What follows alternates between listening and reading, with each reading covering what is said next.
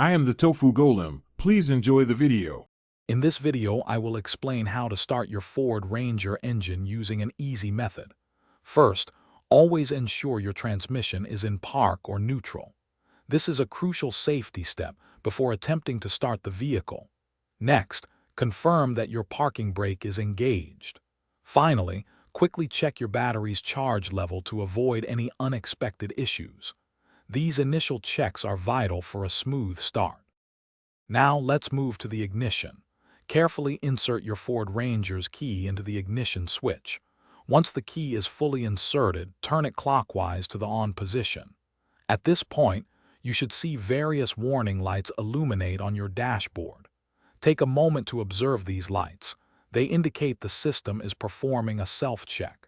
If any critical warnings persist, investigate them before proceeding.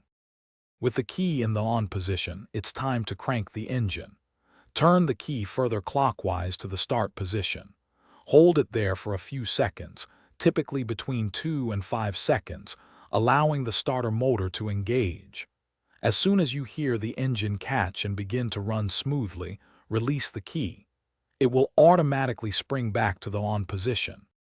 Congratulations, your Ford Ranger engine should now be running.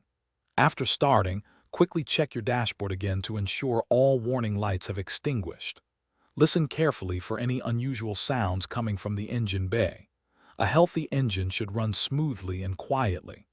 Allow the engine to idle for a brief period, perhaps 30 seconds, especially in colder weather, before putting it into gear and driving off.